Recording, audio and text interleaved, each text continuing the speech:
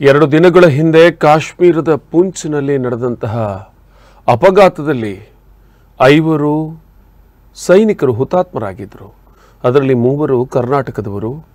ಉಡುಪಿ ಜಿಲ್ಲೆಯ ಕುಂದಾಪುರದ ಬೀಜಾಡಿಯ ಅನೂಪ್ ಪೂಜಾರಿ ಅವರು ನಿಧನರಾದ ಸುದ್ದಿ ಕೇಳುತ್ತಿದ್ದಂತೆ ಇಡೀ ಬೀಜಾಡಿ ಉಡುಪಿ ಜಿಲ್ಲೆಯ ಜನ ಬಹಳಷ್ಟು ಬೇಸರಗೊಂಡಿದ್ದರು. ದುಃಖತಪ್ತರಾದಂತಹ ಜನ ಅನೂಪ್ ಪೂಜಾರಿ ಅವರ ಪಾರ್ಥಿವ ಶರೀರದ ಮೆರವಣಿಗೆಯಲ್ಲಿ ಸಹಸ್ರ ಸಂಖ್ಯೆಯಲ್ಲಿ ಭಾಗಿಯಾದರು. ಇನ್ನು ಅನೂಪ್ ಪೂಜಾರಿ ಅವರು ಓಡಾಡಿಕೊಂಡಿದ್ದಂತಹ ಅವರ ಮನೆಯ ಸಮೀಪದ ಹಿರಿಯ ಪ್ರಾಥಮಿಕ ಶಾಲೆಯಲ್ಲಿ ಅವರ ಅಂತಿಮ ದರ್ಶನಕ್ಕೆ ವ್ಯವಸ್ಥೆಯನ್ನು ಮಾಡಲಾಗಿತ್ತು. ಅದಾದ ಬಳಿಕ ಅವರ ಮನೆ ಹಿಂಭಾಗದಲ್ಲಿರುವಂತಹ ಸಮುದ್ರ ಕಿನಾರೆಯಲ್ಲಿ ಅಂತಿಮ ಕ್ರಿಯೆಗಳನ್ನು ಮಾಡಲಾಯಿತು. ಈ ಸಂದರ್ಭದಲ್ಲಿ ಅವರ ಪತ್ನಿ ಮಂಜುಶ್ರೀ ಅವರು ಭಾರತದ ರಾಷ್ಟ್ರಧ್ವಜವನ್ನು ಸ್ವೀಕರಿಸಿದರು. ಈ ಸಂದರ್ಭದಲ್ಲಿ ಕುಟುಂಬವೇ ಕಣ್ಣೀರ ಧಾರೆಯನ್ನು ಹರಿಸಿತು. ಯಾಕೆಂದರೆ ಕೆಲವೇ ದಿನಗಳ ಹಿಂದೆ ಕೊಡಿ ಹಬ್ಬಕ್ಕಾಗಿ ಬಂದಿದ್ದಂತಹ ಅನೂಪ್ ಪೂಜಾರಿ ತನ್ನ ಸ್ನೇಹಿತರೊಡನೆ ತನ್ನ ಮನೆಯವರೊಡನೆ ಕಾಲವನ್ನು ಕಳೀತಾ ಇದ್ದರು. ಆದರೆ ದುರಾದೃಷ್ಟ, ಪೂಂಚ್ನಲ್ಲಿ ನಡೆದಂತಹ ವಾಹನ ಅಪಘಾತದಲ್ಲಿ 5 ಸೈನಿಕರಲ್ಲಿ ಇವರು ಒಬ್ಬರು ಮೃತರಾದವರು. ಇನ್ನು ಬೆಳಗಾವಿಯಲ್ಲಿ ಸುಬೇದಾರ್ ದಯಾನಂದ ತಿರಕಣ್ಣನವರ್ ಹಾಗೂ ನಾಗಪ್ಪ ಮರಿಗುಂಡ ಇವರಿಗೆ ಪುಷ್ಪ ನಮನವನ್ನು ಸಲ್ಲಿಸಿ ಭಾವಪೂರ್ಣ ಶ್ರದ್ಧಾಂಜಲಿಯನ್ನು ಕೋರಿದ್ದಾರೆ ಸಿದ್ದರಾಮಯ್ಯ. ಬೆಳಗಾವಿಯಲ್ಲಿ ಅಧಿವೇಶನ ನಡೆಯುತ್ತಿರುವಂತಹ ಸಂದರ್ಭದಲ್ಲಿ ಹುತಾತ್ಮರಾದಂತಹ ಯೋಧರಿಗೆ ಗೌರವ ನಮನವನ್ನು ಸಲ್ಲಿಸಿದರು ಮುಖ್ಯಮಂತ್ರಿಗಳು. ಈ ಸಂದರ್ಭದಲ್ಲಿ ಇತರ ಸಚಿವರು ಹಾಗೂ ಅನೇಕ ಅಧಿಕಾರಿಗಳು ಉಪಸ್ಥಿತರಿದ್ದರು. ಜಮ್ಮು ಕಾಶ್ಮೀರದ ಪೂಂಚ್ ಜಿಲ್ಲೆಯಲ್ಲಿ ಮಂಗಳವಾರ ಸೇನಾ ವಾಹನ ಕಂದಕಕ್ಕುರುಳಿ ಸಂಭವಿಸಿದ ಅಪಘಾತದಲ್ಲಿ ಬೆಳಗಾವಿ 2 ಯೋಧರು ಹಾಗೂ ಉಡುಪಿಯ ಒಬ್ಬ ಯೋಧ ಹುತಾತ್ಮರಾಗಿದ್ದಾರೆ. ಇವರೆಲ್ಲರಿಗೂ ಭಾವಪೂರ್ಣ ಶ್ರದ್ಧಾಂಜಲಿ.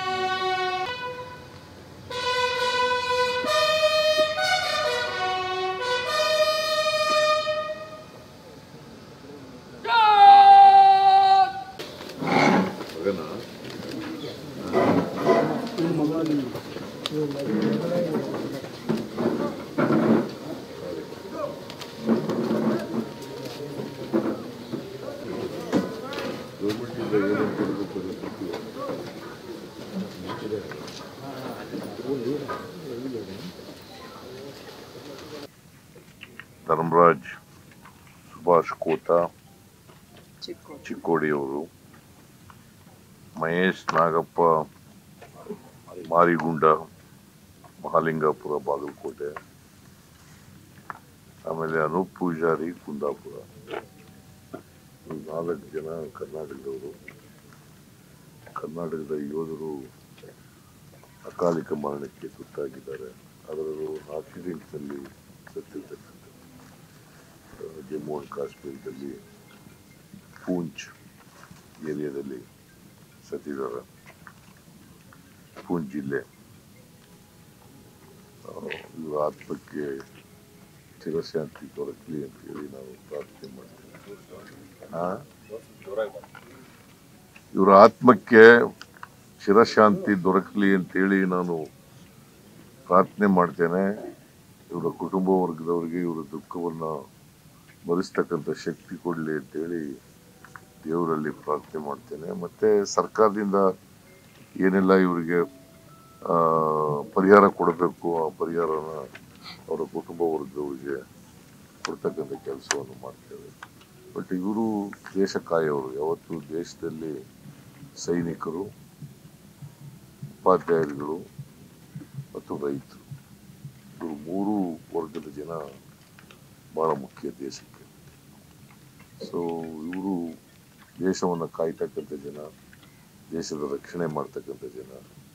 ಇಂಥ ಜನರು